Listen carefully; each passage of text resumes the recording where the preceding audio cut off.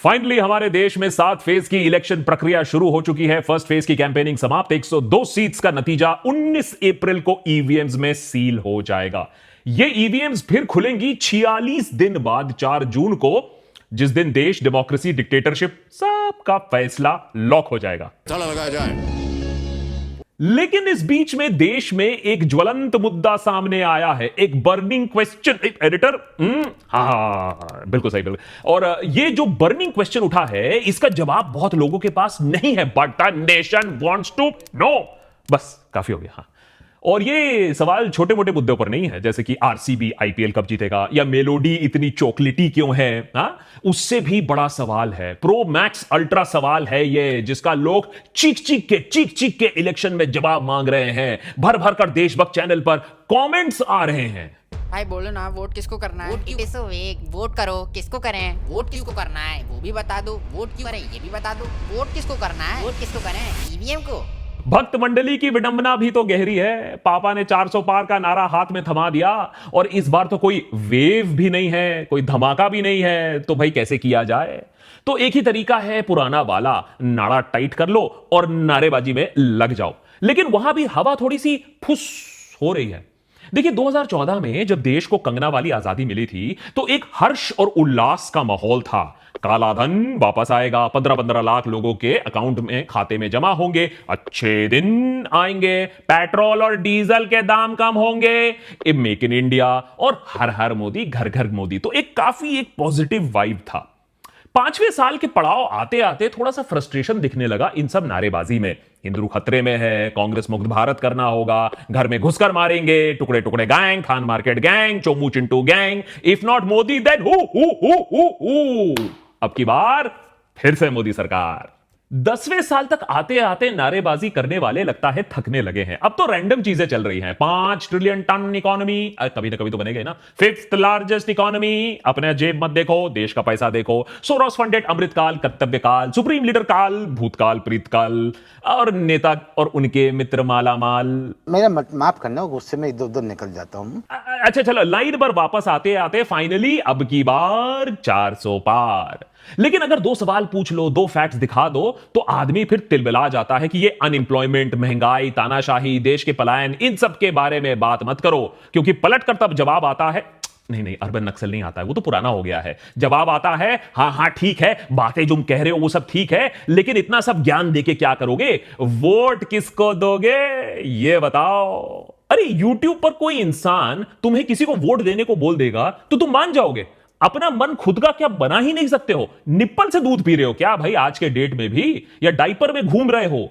ये आजादी इसीलिए निब्बी निब्बों के लिए नहीं जीती थी कि वोट देने तक का फैसला करने में इतना आनाकानी करोगे, क्योंकि मंदबुद्धि टाइप ये भूल चुके हैं कि वोट देना सिर्फ हमारा हक ही नहीं है, बल्कि हमारा कर्तव्य बनता है। और किसे वोट करें नहीं करें वो हमें अपनी समझ बनानी होगी, ये हमारी जिम्मेदारी है। और समझाता हूं ये आप कैसे कर सकते हो, या ये वीडियो फॉरवर्ड कर देना, कुछ आपके मंदबुद्धि जो दोस्त हैं वो समझ नहीं सकते हैं। लेकिन एक चीज आप उससे पहले समझ लो, अगर आप स्टूडेंट हो या फिर करियर में ग्रो करना चाहते हो, आपकी जिम्मेदारी बनती है कि आप खुद वो कोर्स चूज करो, वो करियर पाथ चूज करो, वो ट्रेनिंग चूज करो जो आपके टैलेंट, आपके एबिलिटी और आपके एक्सपेक्टेशंस को मैच करे। अबे बगल वाले शर्मा अंकल आकर थोड़े ना करियर एडवाइस देंगे, और देंगे तो मान जाओगे क्या? शर्मा जी को मालूम है क्या 2024 की शुरुआत कैसे हुई है? ले ऑफ से। गूगल, अमेजॉन जैसे कंपनी से हजारों की तादाद में लोगों को फायर किया गया है, फायर किया जा रहा है, और इसका मेन रीजन है एआई, आर्टिफिशियल इंटेलिजेंस। आज ऐसे एक सिचुएशन में इंडियंस अपने आप को खुद भी पा रहे हैं। अब या तो एआई को विलेन बना लो या एआई को दोस्त बना लो। दोस्ती में मेरे ख्याल से फायदा ज्यादा है, और उसका सोल्यूशन भी है। दोस्ती बनाने के लिए एआई के साथ एक 3 घंटे का चैट जीपीटी और एआई वर्कशॉप, जिसका लिंक आपको डिस्क्रिप्शन में मिल जाएगा। ये है तो ऐसे में एक पेड वर्कशॉप, लेकिन आप हमारे देशभक्त फैमिली मेंबर हो, बेल आइकॉन आपने दबाया है, तो फर्स्ट 1000 लोगों के लिए ये बिल्कुल फ्री होगा। ऑलमोस्ट 10 लाख लोगों ने ये वर्कशॉप ऑलरेडी अटेंड किया है, उससे फायदा लिया है, और ये एआई की मदद से आप अपने करियर को एक नेक्स्ट लेवल तक ले जा सकते हो। एआई की मदद से smart job hunting, unique and highly appealing resumes बना सकते हो, कॉम्प्लेक्स डेटा सॉल्यूशंस निकाल सकते हो, एक्सेल को एक इंटरेस्टिंग तरीके से सॉल्व कर सकते हो, और पर्सनल ब्रांडिंग को भी नेक्स्ट लेवल तक आप ले जा सकते हो। देशभक्त पर हमने खुद इस वर्कशॉप को अटेंड किया है, इससे बेनिफिट किया है। एआई को हम अपने प्रोसेसेस में भी लगा चुके हैं। तो कंटेंट क्रिएटर हो, फाउंडर हो, फ्रीलांसर हो या कोई भी वर्किंग प्रोफेशनल हो, ये वर्कशॉप आपके लिए है। डिस्क्रिप्शन नीचे मैंने लिंक दिया हुआ है डिस्क्रिप्शन पे। पहले 1000 व्यूअर्स के लिए ये बिल्कुल फ्री है। चलिए, आर्टिफिशियल इंटेलिजेंस से अब वापस थोड़ा सा ह्यूमन इंटेलिजेंस पर आ जाते हैं, क्योंकि बात यहां देश की हो रही है। अंग्रेजी हुकूमत से आजादी दिलाने के लिए न जाने कितनों ने अपनी जान दे दी, अपना सब कुछ निछावर कर दिया। देश के फाउंडिंग फादर्स ने न जाने क्या क्या सपने देखे थे हमारे लिए। बाबा साहब अंबेडकर की नेतृत्व में एक ऐतिहासिक संविधान की रचना की गई। विचार विमर्श करने के बाद संसद में उसे पारित किया गया। 1947 में यूनिवर्सल फ्रेंचाइज या यूनिवर्सल सफरेज दुनिया में एक नया कॉन्सेप्ट था। काफी हिस्सों में एक नया कॉन्सेप्ट था। वो डेमोक्रेटिक अधिकार जो पूरे देश में सबको वोट का अधिकार देती है। Male, female, specially abled, super rich, super poor, caste, creed, religion, sexual orientation, village, city, mountain, जंगल, किसी से फर्क नहीं पड़ता है। हर नागरिक के पास एक समान अधिकार है, एक वोट है। हमारे देश में और दुनिया भर में लगभग सभी देशों में 18 साल को एक स्टैंडर्ड मापदंड माना जाता है वोटिंग के लिए, क्योंकि यह माना जाता है कि इस उम्र में डायपर से निकलकर एक इंसान अपने पैरों पर खड़ा हो जाता है, शेव करने की भी उम्र आ जाती है, थोड़ा पढ़ लिख जाता है, सिविक्स की कोई किताबें टटोल लेता है, दुनिया के बारे में कुछ समझ लेता है, अपनी इंडिपेंडेंट थिंकिंग शायद बना चुका है और देश के भविष्य के लिए वोट डालने की क्षमता रखता है। लेकिन फिर भी वोटिंग से ठीक पहले सवाल यही सुनने को मिल रहा है। लोग पूछ रहे हैं चीख चीख के, भाई वोट किसी को भी दो, वोट तो बीजेपी को जाता है, तो किसको वोट करें भाई? चलो मान लिया वोट करेंगे, लेकिन खुल के बताओ किसको वोट देना है? उफ, ये लाचारी। किसको वोट करें? क्यूट क्रश होने पर तो किसी से नहीं पूछा कि किस पर क्रश करें। दिल पर इलू इलू लिखने से पहले तो पूछा नहीं कि किसको दिल दें, तब तो 1 सेकंड में खड़े हो गए। एडिटर, ये बदमाशी मत करो यार, फैमिली चैनल है।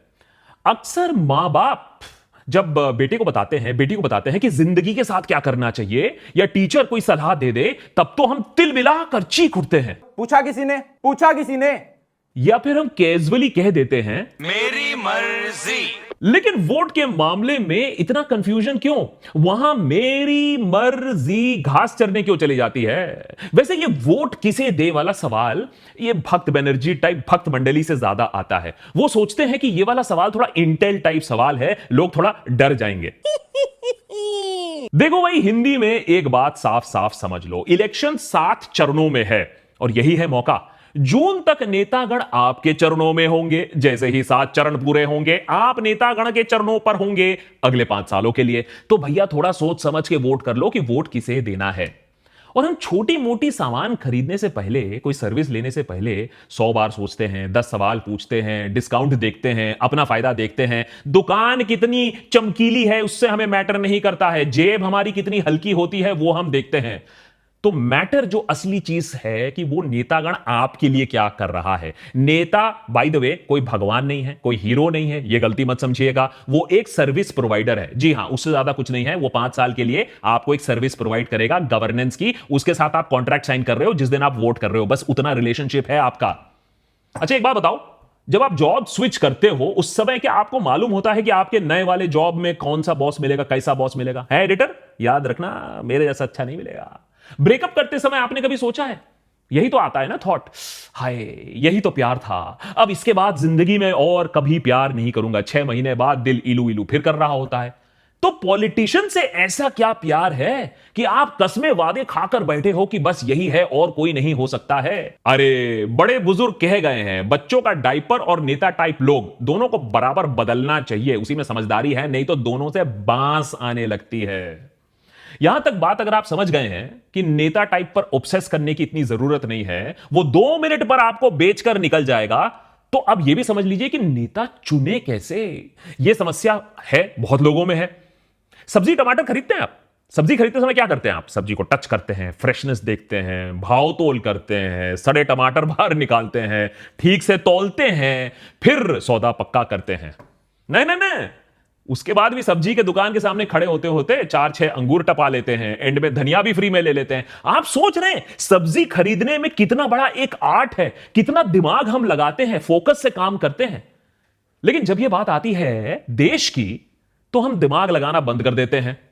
पूछते हैं, अरे भाई बताओ वोट किसको दें? अरे खुद कर लो भाई, लीडर का बैकग्राउंड चेक कर लो, सिटिंग एमपी के नाम क्या क्या काम है ये देख लो, लोकल एरिया एमपी ने पिछले 5 साल में क्या किया है ये समझ लो। ये सब जानना उतना मुश्किल नहीं है, बस पीआरएस इंडिया के वेबसाइट पर जाओ, नीचे लिंक दिया हुआ है, अपनी कंस्टिट्यूएंसी का नाम डालो, सर्च करो, अपने सिटिंग एमपी का सारा काला चिट्ठा आपके सामने आ जाएगा। आपका सिटिंग एमपी कितना अटेंडेंस है, कितना डिबेट डिस्कशन किया, पार्टिसिपेशन किया, कितने प्राइवेट मेंबर बिल लाए, सरकार से कितने सवाल पूछे गए, और कितना वो आदमी पढ़ा लिखा है, या फिर कितने केसेस हुए, कितना पैसा कमाया, ये सारा काम ऑलरेडी आपके पास सामने आ जाएगा। लिंक मैंने नीचे दिया हुआ है। कम से कम यह भी पता चल जाएगा कि नेता ने कौन कौन से एमपीज के अच्छे दिन आए। तेजस्वी सूर्या 3000% उनकी संपत्ति बढ़ गई पिछले 5 सालों में, बताइए। तो यह गलत बात है ना कि अच्छे दिन नहीं आए, कुछ लोगों के तो आए हैं। और अगर इस बारे में आपको पता करना है कि इस बार के कैंडिडेट्स, उनके बारे में जानना है, तो आप ECI election commission of India के वेबसाइट पर जा सकते हो, उनका बैकग्राउंड चेक कर सकते हो कि किस पे कितने सारे केसेस चल रहे हैं और कौन कौन से वो रेयर नेता है जिन पर कोई भी केस नहीं है। ऐसा क्यों होता है कि जब देश की बात आती है तो हम दूसरों की बातें सुनने लगते हैं, भेड़ बकरी की तरफ वोट करने चले जाते हैं, अपना दिमाग नहीं लगाते हैं, बैकग्राउंड स्टडी नहीं करते हैं, अपने लोकल एरिया को जानते नहीं, परखते नहीं, बस पार्टी का चिन्ह देखा और पीप बटन दबा दिया। लेकिन हमारे देश के संविधान को ऐसे बनाया नहीं गया था। हमारा देश विशाल है, हमारा देश बहुत डाइवर्स है, हम एक पार्लियामेंट्री डेमोक्रेसी है, प्रेसिडेंशियल सिस्टम नहीं यूएस वाला, जहां आप सिर्फ एक बंदे को देखकर, बाइडेन ट्रंप को देखकर आप वोट करो। यहां आप एमपीज चुनते हो, जिस पार्टी के सबसे ज्यादा एमपीज होते हैं, जो हाफवे मार्क या इंडिया में 272 क्रॉस कर लेता है, फिर वो दिल्ली में मिलेंगे, अपनी पार्लियामेंट्री पार्टी करेंगे, उसमें प्रधानमंत्री को चुनेंगे। ये है हमारा सिस्टम। लेजिस्लेटिव पार्टी का हेड बनता है, उसके बाद चुना जाता है एज प्राइम मिनिस्टर। हमने प्रेसिडेंशियल फॉर्म की तरफ हमें धक्का दिया जा रहा है, लेकिन हमें इसका विरोध करना चाहिए। इस इलेक्शन में आप मोदी, राहुल, ममता या स्टैलिन को वोट नहीं दे रहे हो, आप अपने लोकल एरिया एमपी को वोट दे रहे हो। उसकी खबर रखो। घर के सामने जब गू होगा, जब बत्ती नहीं आएगी, जब रास्ते टूटेंगे, उस एमपी का गला पकड़ोगे आप, दिल्ली में बैठे नेता का नहीं। और हर वोट मैटर करता है। यह 5 साल का मामला है और इस बार देश के भविष्य का मामला है। 5 साल में एक बार मौका मिला है तो तैयारी भी अपने तरफ से पूरा रखो। अपना वोटर आईडी कार्ड तैयार रखो, इंटरनेट से डाउनलोड भी अगर आप कर सकते हैं, अगर आपके पास ऑलरेडी वोटर आईडी कार्ड था, अपना नाम वोटर लिस्ट पे चेक करो, नहीं मिले तो इलेक्शन कमीशन के वेबसाइट पे कंप्लेन करो। हर वोट जरूरी है, क्योंकि बहुत लोकसभा सीट्स में कड़ी टक्कर हो सकती है। 1000, 1500 से कम की हार जीत डिसाइड हो सकती है। मछली शहर यूपी में बीजेपी कैंडिडेट ने बीएसपी के कैंडिडेट को मात्र 183 वोट से हराया। तो ये गलती मत करिएगा ये सोच के कि आपके वोट की कोई वैल्यू नहीं है। और यहां बहुत सारे लोग पॉलिटिशियन से परेशान होकर कमेंट्स पे भी लिखते रहते हैं कि हमारे वोट का तो कोई वैल्यू ही नहीं है, वोट तो इधर उधर चले जाता है, हम नोटा दबाएंगे। None of the above. इससे ज्यादा बड़ा घोटाला और कोई नहीं हमारे देश में। मान लो कि नोटा इलेक्शन में जीत जाता है, सबसे ज्यादा वोट्स नोटा को मिलते हैं, तो इलेक्शन रद्द हो जाएगा, वो सारे पॉलिटिशियंस दरखास्त हो जाएंगे? नहीं, जो दूसरे पायदान पर कैंडिडेट होगा उसे विनर घोषित कर देंगे। तो नोटा किस काम का? आपका नोटा किसी को वोट उसका माइनस नहीं करता है, वो एक न्यूट्रल वोट होता है। वो अच्छे कैंडिडेट को ज्यादा धक्का पहुंचाता है, क्योंकि बाहुबली के पास तो अपना फिक्स्ड वोटर बेस है ही। तो अच्छे कैंडिडेट जो भी है, बेस्ट अमंग्स द वर्स्ट को सिलेक्ट करो, नोटा मत दबाओ। और बहुत लोग हमसे पूछते रहते हैं कि भाई हम किसको वोट देंगे। देखिए, वोट करना आपका एक पर्सनल डिसीजन है, आप वोट जरूर करिए और सबको बताने की जरूरत भी नहीं है कि आप किसको वोट कर रहे हो। हर चीज को बस आप परख के देखिए। तो मैं किसको वोट दूंगा? मैं चोर, डाकू, मर्डरर्स को वोट नहीं दूंगा। एडीआर की रिपोर्ट के अकॉर्डिंग 25% एमपीज हमारे संसद में ऐसे हैं जिनके अगेंस्ट सीरियस क्रिमिनल केसेस है, murder, attempt to murder, rape, kidnapping जैसे आरोप लगे हुए हैं। तो इनको तो सबसे पहले संसद से हटाओ। ऐसे लोगों को चुनो जो कम से कम पार्लियामेंट में बैठने लायक हो। डेमोक्रेसी को साफ सुथरा बनाना हमारी ही जिम्मेदारी है। आपका एक वोट आपकी फैमिली और बच्चों, उनका भी फ्यूचर इंप्रूव कर सकता है। तो ऐसे कैंडिडेट देखो जो एजुकेटेड हो या एजुकेशन मैटर्स में रुचि रखते हो, कोई रिकॉर्ड हो उस मामले में। ऐसा नेता चुनो जो थोड़ा सा पढ़ा लिखा हो, डेमोक्रेसी, कॉन्स्टिट्यूशन को रिस्पेक्ट करता हो, जानता हो कि मुद्दे क्या हैं। सिर्फ अपने सरनेम या अपने सुप्रीम लीडर की भक्ति की वजह से चुने ना जाएं। डेवलपमेंट को लेकर एक माइंडसेट होना चाहिए। अपने एरिया में वो बंदा इजीली एक्सेसिबल होना चाहिए। ये नहीं आया राम गया राम 5 साल में 2 बार दिखे। और पार्लियामेंट में बंदे ने कोई डिस्कशन, डिबेट, क्वेश्चंस किए हैं कि नहीं किया, लोकल एरिया में स्कूल, कॉलेजेस, अस्पताल के लिए काम किया है कि नहीं किया है, लोगों को सड़क, पानी, रोजगार के व्यवस्था के लिए कुछ किया है कि नहीं किया है।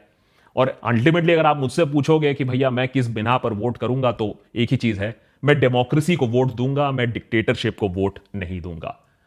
बस समराइज में बस यही करना चाहता हूं कि आपको वोट देना जरूरी है। किसे वोट दें ये बिल्कुल आपकी मर्जी है, लेकिन सोच समझकर वोट कीजिएगा। आपका देश उस पर डिपेंड कर रहा है। देशभक्त पर आज मैं आपसे एक रिक्वेस्ट करूंगा, एक गुजारिश है। पिछले बार भी मैंने ये चीज बोली थी, इस बार मैं थोड़ा सा टारगेट लगा के बोल रहा हूं। क्या हम इस एपिसोड में 1 लाख कमिटमेंट्स ले सकते हैं? 1 lakh promise that I will vote. मुझे मालूम है थोड़ा सा ज्यादा सपना देख रहा हूं, लेकिन कोशिश जरूर करते हैं, क्योंकि भैया 1 लाख नहीं 10,000 भी उनमें से अगर चले गए पोलिंग बूथ पर ये एपिसोड देखकर, तो भैया ये चैनल ही सफल है। तो कोशिश करिएगा। अगर आपने ये एपिसोड यहां तक देखा है तो सिंपली कमेंट्स में लिखिए आई विल वोट। कोशिश है 1 लाख कमिटमेंट्स की। Thanks very much for watching.